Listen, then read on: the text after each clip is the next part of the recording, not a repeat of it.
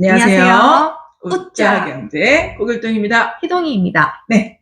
길동쌤, 예. 왜 연초부터 비트코인 현물 ETF에 대한 이 난리, 6.25는 난리가 아닌 이 난리인가요? 네, 요즘 뉴스를 틀면 비트코인 현물 ETF에 대한 이야기가 계속 나오고 있죠. 그쵸. 연말에도 그랬고 지금 더 뜨거운 감자가 되고 있는데 특히 내일 있을 사건 때문에 그렇습니다.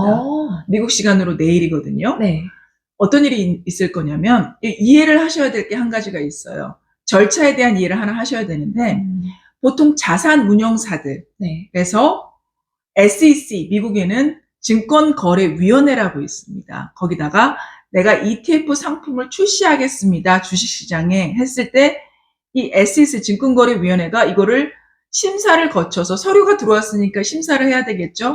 거쳐서 승인을 해줄지, 오케이 출시해라 상품을, 아니면 이건 안 돼, 거절을 할지, 아니면 연기를 해서 내가 조금 더 살펴볼게 하는 결정을 하게 되거든요. 그걸 SEC는 3번까지 할 수 있어요. 근데 캐시 우드가 CEO로 있는 아크 인베스트먼트라고 알려져 있죠. 돈나무 언니라고 알려져 있는 그 회사에서 신청한 ETF 상품, 비트코인 현물 ETF 상품의 마지막 3번째 데드라인이 내일입니다. 그래서 SEC는 어떻게든 답을 줘야 돼요. 이 상품을 승인해 줄게, 출시해 하든지 아니면 안 돼, 거절하든지. 보류는 더 이상 못해요. 연때까지 2번 보류했기 때문에 내일은 발표를 해야 되거든요. 그래서 지금 시장에서 자 어쩌면 이번에 역사상 처음으로 미국에서 네. 현물 ETF, 비트코인 현물 ETF가 상품이 출시되는 것이 내일 첫 번째로 결정되지 않을까 하는 그런 기대감 때문에 지금 난리도 아닙니다. 확률은 반반이네요. 지금으로 보면 사실은 지금 하루에도 정말 여러 번 사건, 사고들이 계속 있거든요. 네. 가짜 뉴스들도 나오고 트위터 해킹도 되고 네. 여러 가지 문제들이 있어서 될 거다. 네. 아니면 3월 달로 미뤄질 거다. 왜냐하면 자산 운용사들 중에 한 14군데가 되는 자산 운용사들에서 SEC, 네. 미국 증권위원회에 저희 것들도 좀 승인해 주세요 하고 서류를 낸 것들이 있어요. 네. 얘네들의 데드라인은 언제냐? 3번째 마지막 데드라인이 3월쯤이에요. 3월에 몰려 있습니다. 그쯤에. 그래서 그때쯤엔 늦어도 승인을 해줄 것 같다라고 하는데 문제는 자, 첫 번째 내일 데드라인이 걸려 있는 그죠? 아까 아크 인베스트먼트에서 신청한 그 서류를 내일 거절을 해버리고 3월 달에 있는 거를 신청해주면 형평성이 어긋난다. 공정한 거래를 위해서 일괄적으로 조금 신청을 들어온 서류들을 오케이를 해줘야 얘네들이 공정하게 거래를 한다라는 게 지금 통용되는 의견입니다. 그래서 그쵸. 이제 승인된다 쪽에 무게를 두시는 분들은 내일 그죠? 일괄적으로 어느 정도는 승인을 SEC에서 해줄 수밖에 없을 것 같다. 근데도 적어도 3월쯤에는 될 것 같다라는 그런 그 이야기들이 지금 나오고 있습니다. 그럼 길동쌤, 네. ETF가 뭔가요? 자, ETF에 대해서 아셔야 되겠죠. 저희는 비트코인도 그렇고 투자 상품에 대해서 좀 기초를 다지고자 하시는 분들을 위해서 저희가 영상을 만들고 있기 때문에 심플하게 설명하겠습니다. ETF는 뭐냐면요. 펀드라고 들어보셨을 거예요. 펀드를 주식시장에 상장시키는 상품입니다. 주식시장에 거래하겠다고 상품으로 올리는 겁니다. 요게 ETF라고 생각을 하시면 돼요. ETF는 상품이 상당히 많아요. 근데 오늘 이슈가 되는 뜨거운 감자는 그 중에서도 현물 ETF가 되겠습니다.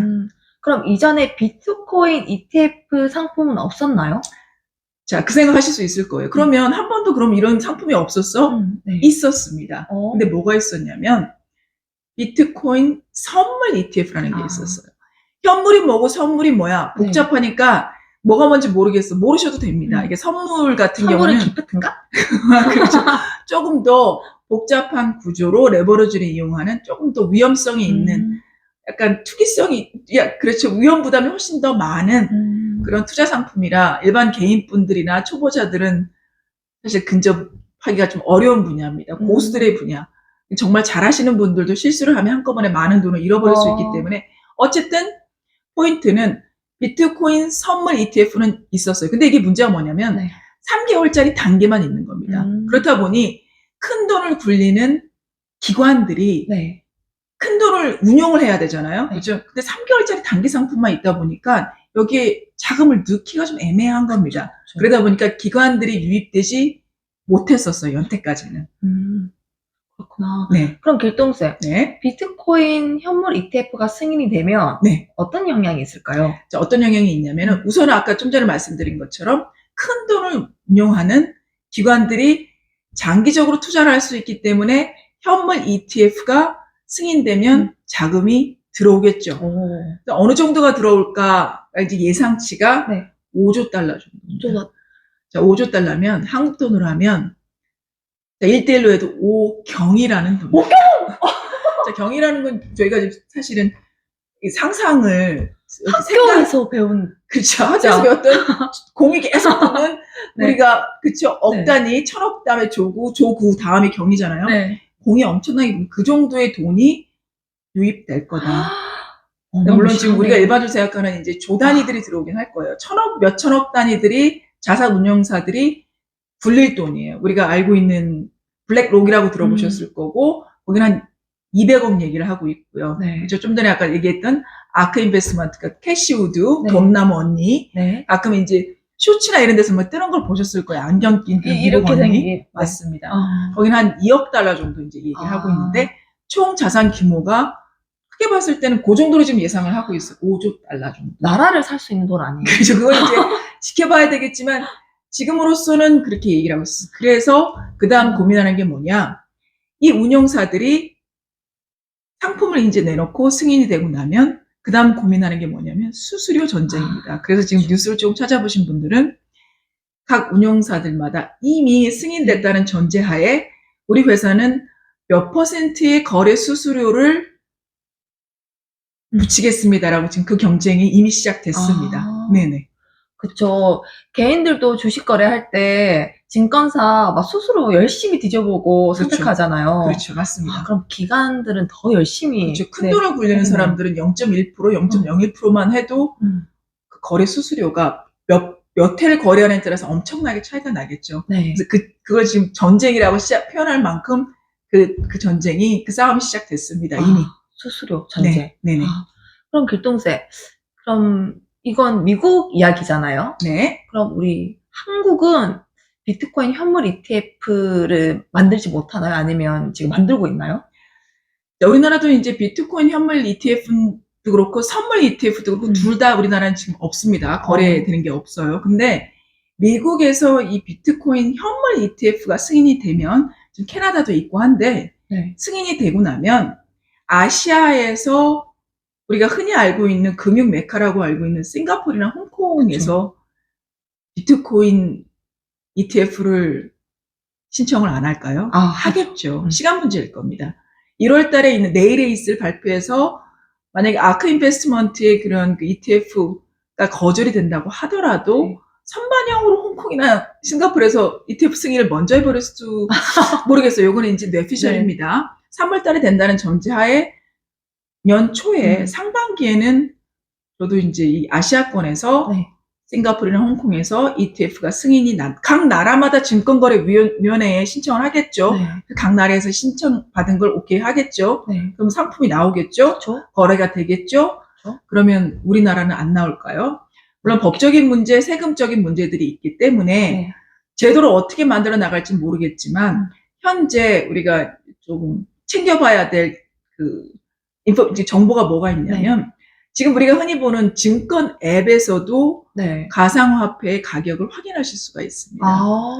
이제 그런 세상이 됐습니다. 우리가 땡땡 무슨 증권에 들어가시잖아요. 그러면 뭐 삼성전자, 뭐 현대차 막 이런 거 말고 비트코인, 이더리움의 가상화폐라고 알려지는 코인의 가격도 그 앱에서 확인하실 수 있는 그게 이제 첨가가 됐죠. 그러니까 제도권은 조금씩은 준비하고 있다고 보는 게 그게 이제 이치적이겠죠. 그럼 네이버에 제가 뭐 자주 $1 환율, 그다음에 뭐 코스피, 코스닥 치고 그냥 비트코인 가격도 제가 쳐보거든요. 네네. 그때도 비트코인 가격이 이렇게 딱 보이게 해놨더라고요. 네네, 그렇죠. 이것도 그러면 제도권 안으로 들어오는 준비를 하는 건가요?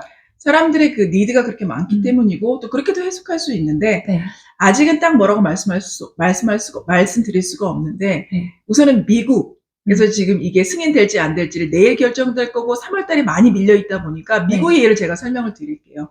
이제 미국 같은 경우에는 이미 이 거래 수수료에 대한 광고를 내기 시작을 했고요. 빠르네요. 네, 빠릅니다. 자산운용사들에서 이 비트코인 현물 ETF를 우리한테 이제 투자를 해라. 네. 그리고 자기 각 자산운용사마다의 장점. 네. 블랙록 같은 경우는 우리가 200억을 굴릴 거야. 그 다음에 이제 캐시 우드 같은 경우에, 아크 인베스트먼트 같은 경우에는 당장 내가 2억 달러 정도를 내가 코인을 살 수 있고, 뭐, 네. 이 투자 상품에 투자할 수 있어. 라고 이제 얘기를 하고 있고, 또 우리가 알고 있는 그레이스케일이라고 들어보셨는지 모르겠습니다. 그레이스케일 같은 경우는 펀드 상품이 있어요. 이 펀드 상품은 GBTC라고 해서 모르셔도 되는데, 여기에는 비트코인 말고 펀드 상품이다 보니까, 네. 비트코인, 이더리움, 지금 솔라나, 지금 시가총액이 높은 애들 있죠? 리플이나 에이다, 네. 뭐 요런 애들. 네. 지금 이제 아발란체 같은 것들이 들어가 있고, 폴리곤이 들어갔다 나왔다 하고, 이제 이렇게 되거든요. 요런 것들이 들어있는 펀드 상품이 있습니다. 네, 그리고 요런 펀드 상품이 또 하나의 이슈가 되기도 하고, 근데 수수료, 거래 수수료 면에서는 서로 경쟁을 하다 보니까 네. TV 광고가 나오고 있다고 제가 말씀드렸잖아요. 네, 참고로 거래 수수료를 제일 높게 책정한 데는 그레이스케일이고, 네, 다른 데는 0.36%니 네. 내가 6개월 동안 공짜로 해줘. 그 다음에 0.5%를 내가 매길게 하는 그런 경쟁들을 하고 있는데, 네. 중요한 거는 이 회사들에서, 네. 이 기업들에서 광고를 만든다는 건 네. 무슨 의미일까요? 이미 제도권 안에 들어올 준비가 되어 있다. 그죠? 기업들이 어느 정도 확신이 있으니까 광고를 만들고 마케팅을 시작한 게 그쵸. 아닐까. 그게 조금 더 리즈너블한, 그죠? 그쵸. 그게 조금 더 이치적인 그런 추리 방식이 아닐까. 이제 그렇게 기대를 해서, 승인이 곧 되겠구나. 네, 그렇게 생각을 하고 있습니다. 그리고 미국에서는 또 어떤 법이 생겼냐면, 올해 2024년부터 네. 코인을 네. 10,000불 이상 거래를 하면 15일 이내에 네. 국세청에 내가 신고를 해야 돼요. 그 법이 생겼습니다. 무슨 말이냐? 이제 세법을 비트코인과 관련해서 고쳐 나가겠다. 이미 있습니다. 있기는. 이제 개인소득세 몇 % 내고 있긴 있는데, 네. 이걸 국세청에 내가 직접 보고를 해야 되는 법을 금년부터 시행을 합니다. 세금을 걷겠다. 이런 그렇죠. 소리군요. 걷는데 이제 제대로 걷겠다. 그 전까지는 공고 네. 사항이었는데, 이제는 제대로 우리가 확인을 하겠다. 그거죠. 와. 우리나라도 결국은 그렇게 될 건데, 네. 또 원래는 올해부터 이제 될 건지에 대한 이슈가 네. 있었는데, 현재로서는 내년부터, 2025년부터. 근데, 네. 자, 코인은 위험 자산입니다. 그렇죠. 저는 다른 영상에 다뤘던 것처럼 달러 자산은 절대 아닙니다. 네. 저희가 이 영상을 다룬 이유는 네. 다름이 아니고, MZ세대들이 코인을 너무 많이 합니다. 그렇죠. 그리고 이제 기존 세대들도 뭐 위험한 알트코인을 하지 않더라도 비트코인을 상당히 많이 합니다. 하다 보니 가족 중에 또 회사에 가면, 그렇죠? 친구 중에 네. 우리가 밥을 먹으러 식당에 가거나 고깃집에 가서 고기를 굽다 보면 주변에서 비트코인이 6천만 원이 넘었대, 6,300만 원이래, 이런 얘기들을 듣다 보니 도대체 이게 뭔데 난리일까? 네. 라는 생각을 한 번쯤은 하셨을 것 같아서 네. 그래서 한번 다뤄봤습니다. 희동쌤 생각은 어떠세요? 제 생각은 네. 만약에 이번에 비트코인 현물 ETF가 승인이 된다면 많은 분들이 본인의 투자 포트폴리오에 네. 넣을 수도 있겠다. 그런 생각을 하게 됐습니다. 이번에 승인이 될까 말까? 자세히 지켜봐야 될 것 같은 그런 생각이 드네요. 네네. 네. 별똥쌤 생각은 어떠십니까? 말씀하신 것처럼 1월 달에 승인이 되든 3월 달에 승인이 되든 사실 우리가 생활하는 일상생활에는 크게 영향을 미치지 않을 수는 있습니다.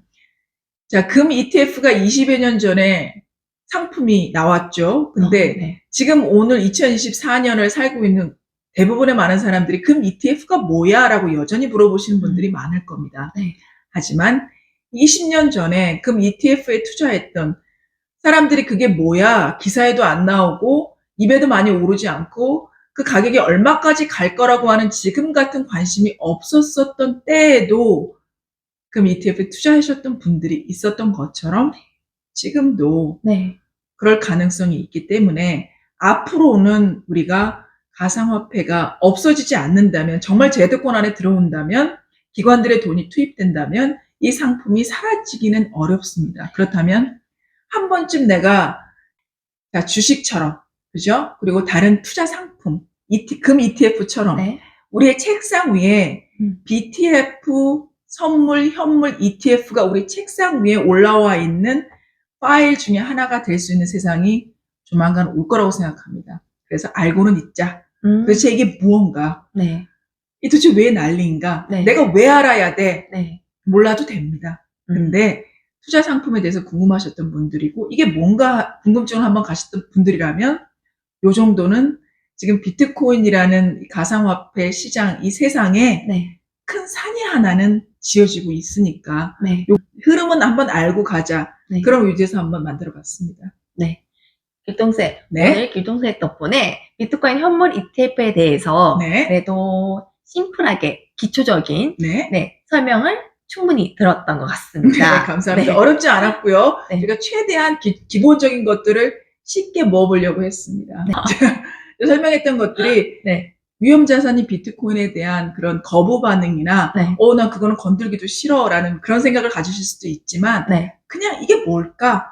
20년 전에 금 ETF랑 뭐가 다르고 그쵸. 뭐가 비슷할까 정도는 그냥 한 번쯤은 생각해 보시라고 영상을 한번 만들어 봤습니다. 도움이 되시길 바랍니다. 네. 그럼 20년 만에 찾아온 기회인가요?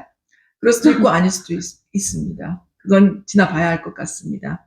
네. 하지만 장기적으로 이 상품이 정말 아까 말씀드린 것처럼 제도권에 들어온다면 저는 장기적으로 봤을 때는 가치는 상승할 거라고 생각합니다. 네. 감사합니다. 네. 좋은 말씀. 네. 네. 자, 지금까지 우짜 언니들의 경제수다였습니다. 감사합니다. 감사합니다.